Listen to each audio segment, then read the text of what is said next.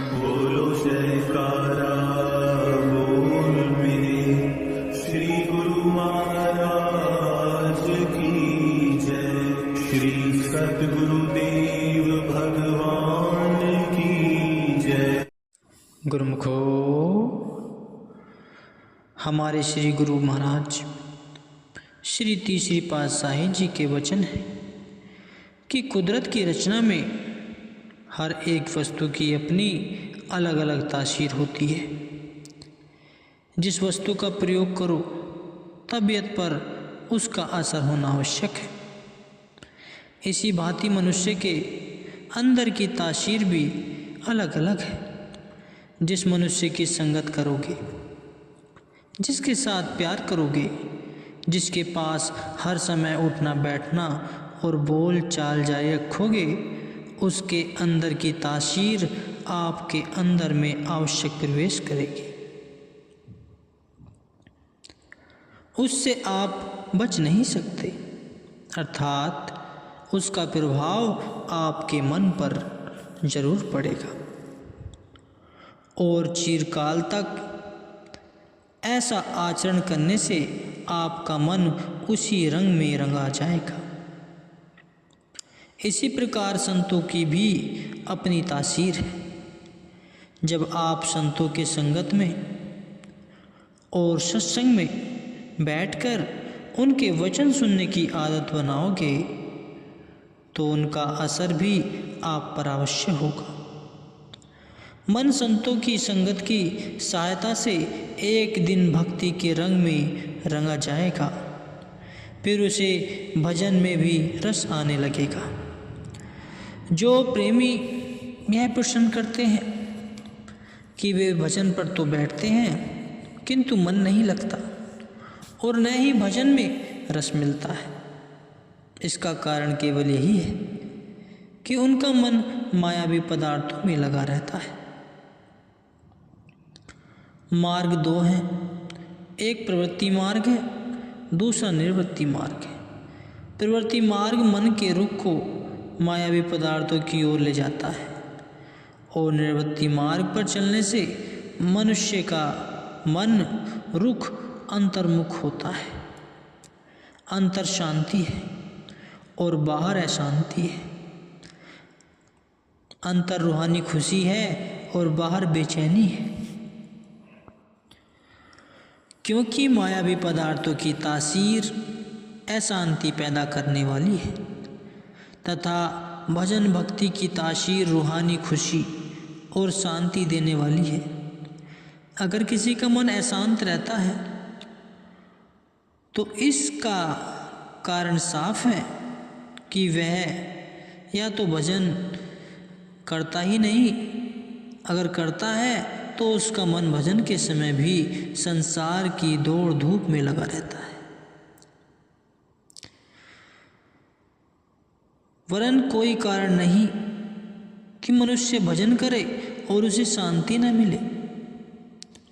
भजन में रस न मिलने का एक ही कारण है जो जिज्ञासु को ध्यान में रखना चाहिए। वह यह कि भजन का समय एक तो बिल्कुल एकांत होना चाहिए, अर्थात उस समय बाहर के कामों से मन को अलग कर लेना चाहिए, क्योंकि वह समय उसका केवल भजन के निमित्त है।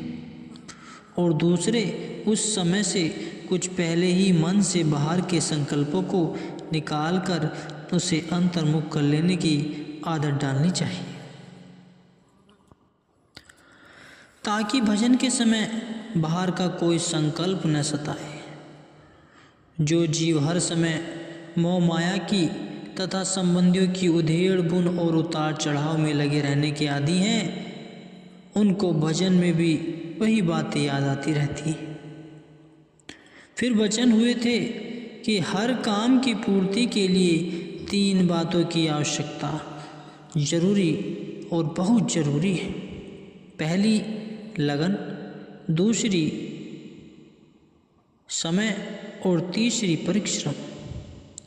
जब ये तीनों बातें इकट्ठी होकर पूर्ण शक्ति के साथ चल पड़ती हैं तो उस कार्य में अवश्य सफलता मिलती है। लेकिन अगर तीनों में से एक बात भी अधूरी रह जाए तो सफलता में संशय समझो।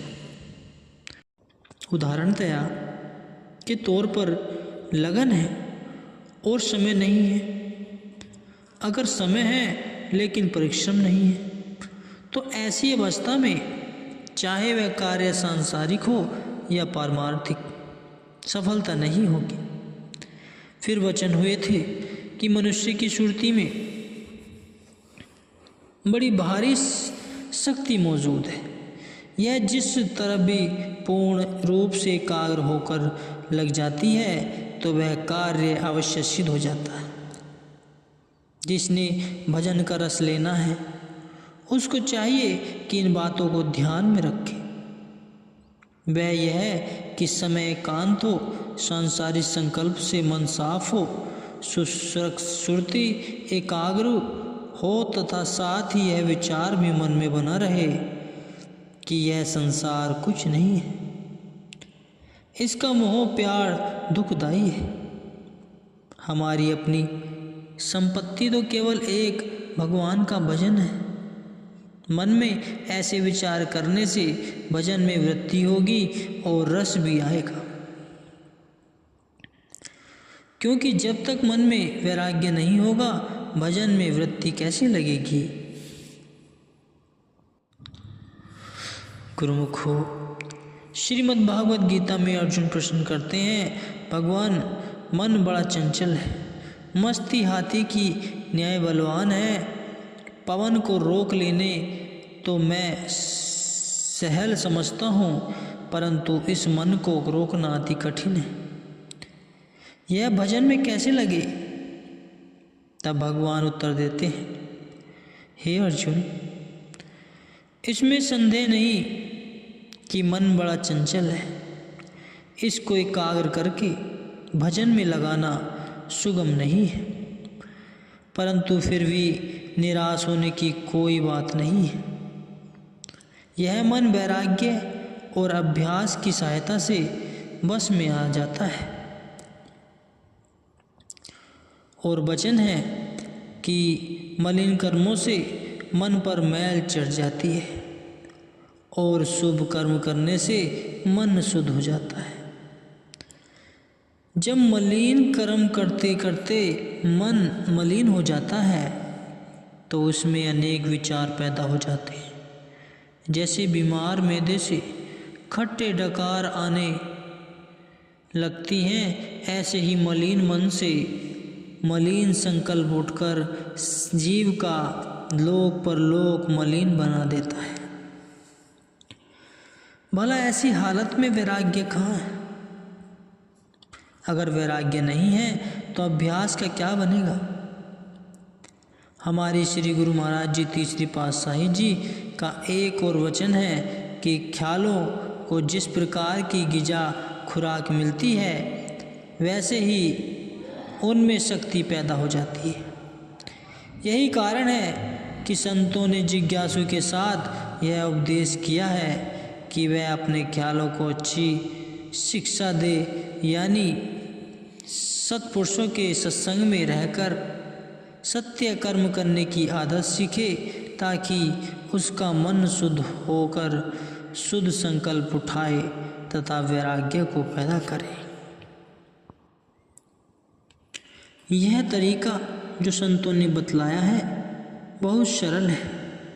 इस पर हर प्राणी बिना प्रयास ही सफल और सहल रीति से आचरण करता हुआ अपनी असली मंजिल पर चढ़ सकता है। धर्म ग्रंथों में वैराग्य दो प्रकार के बताए गए हैं। एक तीव्र वैराग्य जो जन्मांतरों के शुभ कर्मों के फल स्वरूप अपने आप मन में उत्पन्न हो जाता है। दूसरा कारण वैराग्य, यह किसी विशेष कारण यानी संसार की ओर से भारी होकर लगने पर अत्यंत होता है। वैराग्य तीव्र हो या कारण, दोनों ही अभ्यास में वृत्ति के लगाने के सहायक हैं।